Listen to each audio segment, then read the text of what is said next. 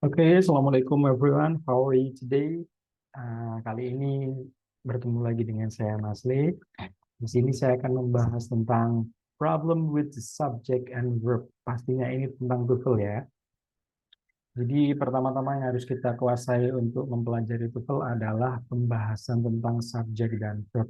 Subjek dan verb itu sangat berperan penting dalam pembahasan TOEFL karena inti dari sebuah kalimat itu terbentuk dari subjek verb dahulu. Makanya kita harus tahu siapakah yang bisa menjadi subjek dan siapa saja yang bisa menjadi verb atau kata kerja. Kalau dalam bentuk bahasa Indonesianya adalah subjek dan predikat.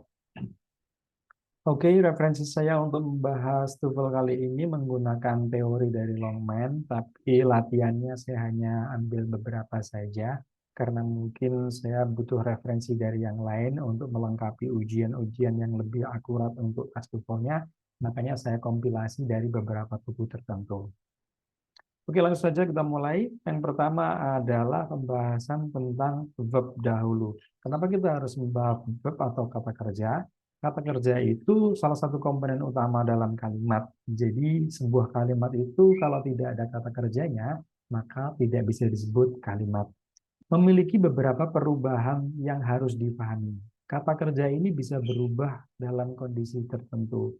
Beda dengan berbahasa Indonesia. Misalkan, kemarin saya makan, sekarang saya makan, setiap hari saya makan, saya sedang makan, besok saya makan. Nah, makan adalah kata kerja.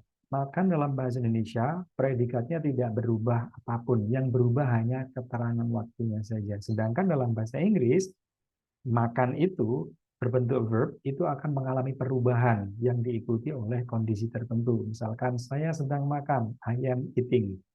Saya makan setiap hari. I eat every day. Nah, kayak gitu. Jadi every day jadi eat. Kalau sedang jadi eating. I ate yesterday. Kalau kemarin jadi ate. Nah, kayak gitu. Jadi akan ada perubahan. Biasanya perubahan kata kerja disebut tenses. Memiliki tampilan yang sama namun beda arti. Nah, verb itu sangat berperan penting karena dikhawatirkan nanti ketika di dalam soal, teman-teman itu selalu menganggap itu adalah kata kerja. Padahal kata kerja itu ada syarat-syaratnya. Syaratnya apakah? Nah, kita akan bahas di slide berikutnya. Oke, bentuk kata kerja itu sebenarnya ada 5. Jadi ada bentuk yang base form, yang asli verb satu saja, atau bentuk present, kata kerja yang memiliki 2 opsi perubahan. Yang pertama adalah verb satu, yang kedua verb SES. Yang ketiga adalah present participle, bentuknya verb ing. Jadi bentuk dari verb satu yang ketambahan ing namanya present participle. Nah, ini bahasa ilmiahnya, kalau bahasa kita biasanya disebut verb ing saja. Terus berbentuk verb 2 atau past, dan berbentuk verb 3 atau past participle. Nah, jenis-jenis apa itu jenis-jenis kata kerja di sini bisa saja muncul sembarangan di dalam sebuah kalimat. Namun, mereka ini bisa benar-benar disebut kata kerja karena ada syarat-syarat tertentu. Contoh yang pertama adalah pembahasan tentang base form. Base form ini bisa langsung muncul biasanya diikuti modal dulu. Modal ini pasti yang mengikuti adalah verb satu, bukan verb SES, bukan verb ing, atau yang lainnya. Jadi wajib ketika ada base form, biasanya itu modal yang bisa menemani. Emang ada nggak syarat-syarat lain? Ada, kemungkinan ada. Tapi yang utama adalah base form itu biasanya bertemu modal dulu. Oke. Yang kedua present. Present di sini sekali lagi bentuk kata kerja, tapi memiliki 2 pilihan. Kadang bisa menjadi base form, verb 1, kadang bisa menambah SES. Maka dari situ disebut present. Kalau disebut base form, dia tidak mengalami perubahan apapun. Tapi kalau disebut present, kadang jadi verb 1, kadang jadi verb SES. Present ini biasanya dimiliki kategori tenses present. Nah, mereka itu mengalami perubahan di kalimat positifnya, terutama ketika terpengaruh dengan pelaku atau subjeknya. Jika subjek atau pelaku di awalnya ini bentuknya plural atau jamak atau lebih dari satu, IUV atau mungkin kata benda yang jumlahnya lebih dari satu, maka pilihan kata kerjanya hanya verb 1 saja, tidak memiliki tambahan. Mirip seperti base form.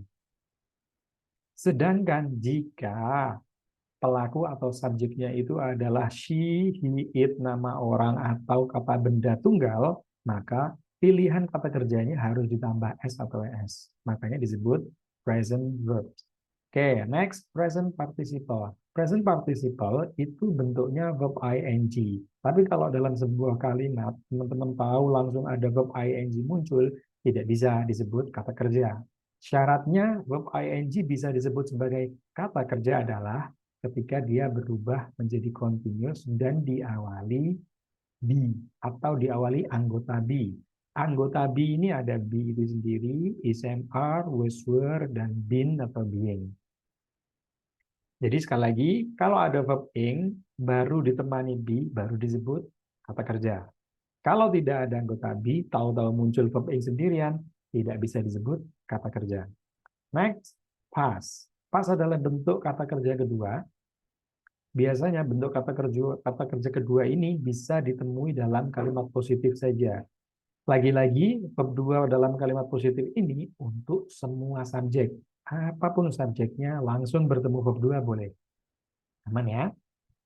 Biasanya verb 2 ini digunakan untuk menjelaskan sejarah atau kejadian di masa lalu yang sudah selesai terjadi dan nggak ada hubungannya sampai sekarang. Next, kata kerja yang berbentuk verb 3 atau disebut past participle.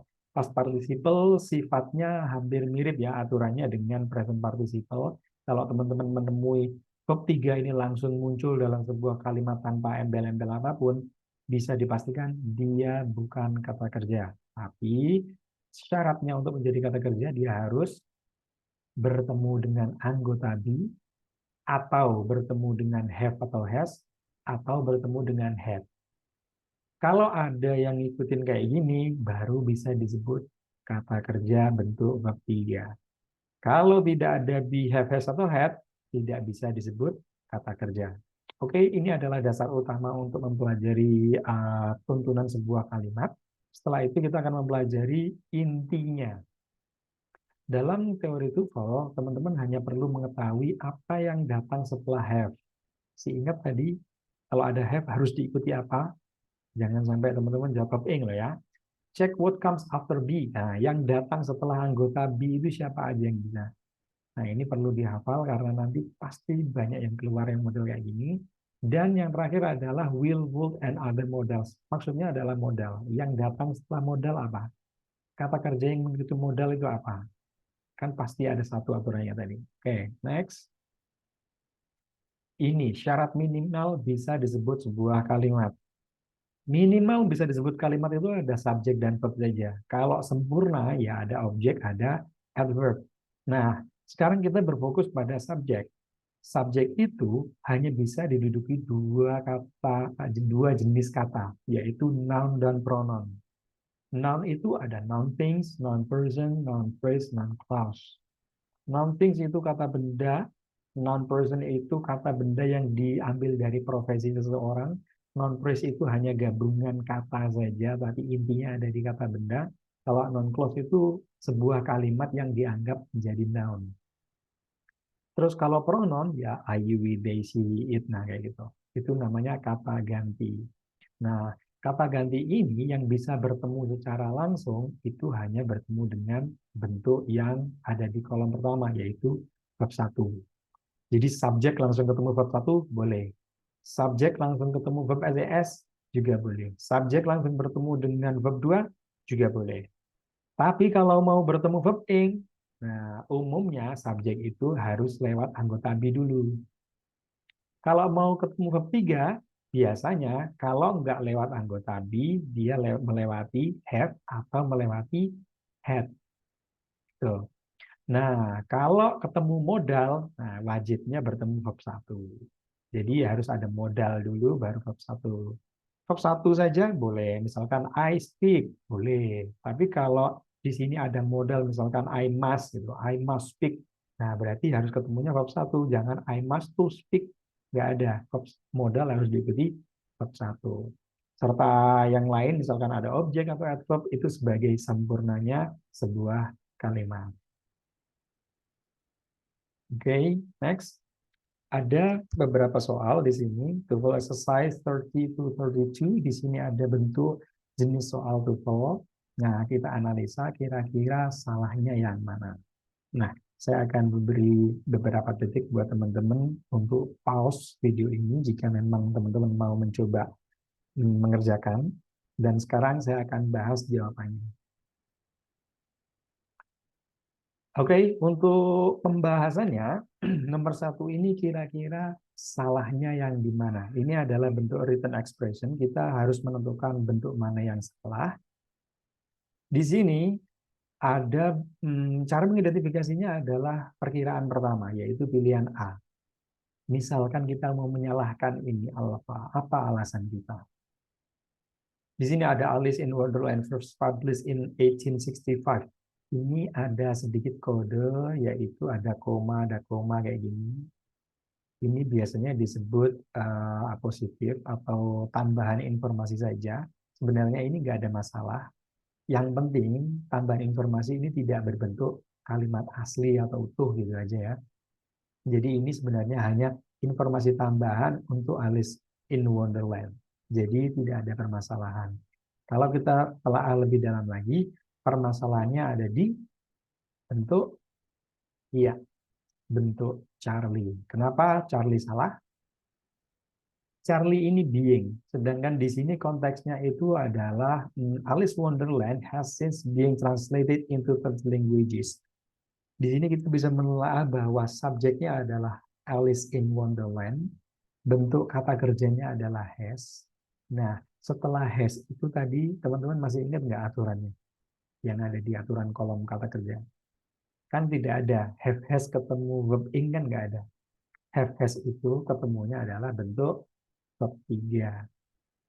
Nah, jadi di sini harusnya diganti menjadi been, bukan being. Secara aturan kata kerjanya seperti itu. Kalau diterjemah, Alice in Wonderland has since been translated. Alice yang ada di Wonderland itu sebenarnya sudah diterjemah menjadi 30 bahasa. Nah, gitu ya. Jadi cara pertamanya adalah sesuai struktur dulu. Setelah strukturnya sudah ditemukan, konfirmasi sekali lagi dengan terjemah. Kadang struktur benar, terjemah tidak masuk akal. Oke, nomor 2. The Peace Corps was established on March 1, 1961 by then President John F. Kennedy. Nah, yang salah adalah bentuk yang Charlie. Karena anggota B WUS itu termasuk salah satu anggota B. Anggota B itu hanya bisa bertemu dua kategori. Kalau nggak bentuk verb ing, ya bentuk verb 3. Nah, makanya di sini sebenarnya teman-teman bisa saja menjawab establishing. Secara rumus benar, tapi secara arti nggak bisa. The Peace Corps, lembaga korps gitu ya.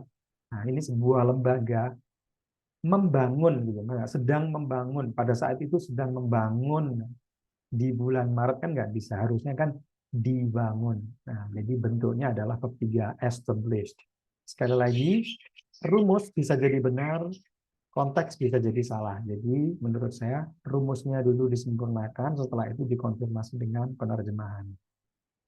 Oke, soal nomor 3 adalah the advisor told himself while listening to the speech that a dozen other reporters would has already asked that questions. Jika kita telah lagi, yang salah adalah bentuk yang Charlie. Would itu masuk kategori modal. Modal harus bertemu verb 1, bukan berbentuk kategori present yang bisa menjadi have atau has. Oke, exercises. Di sini ada beberapa latihan lagi. Coba teman-teman pause kalau mungkin mau mengerjakan dulu. Oke, sekarang saya akan bahas kira-kira jawabannya apa. Di sini jawaban yang lebih tepat adalah alpha. Kenapa bisa seperti itu? Kita akan bedah penjelasannya. Yang pertama adalah bla bla bla are known to impale their prey on thorns. Di sini kalau kita menurut structure, pembedahannya seperti ini.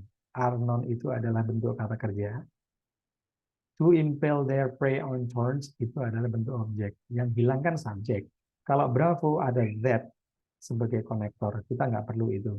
Kalau yang Charlie, there is ada bentuk kalimat baru, nggak perlu ya. There is the shrieks which, nah ada konektor lagi. Jadi Bravo sama Delta ini ada konektornya. Jadi bukan jawabannya, karena kita masih belum memerlukan yang namanya konektor. Atau dalam konteks ini tidak ada yang bahas konektor. Nanti konektor itu di video selanjutnya. Jadi kita fokus saja ke pembentukan subjek verb saja. Jadi jawabannya adalah alpha karena dia yang membutuhkan subjek. Oke, bentuk yang kedua, jika mau dilatih silahkan di pause. Bla bla bla deforestation across the globe. Jawaban yang tepat adalah delta.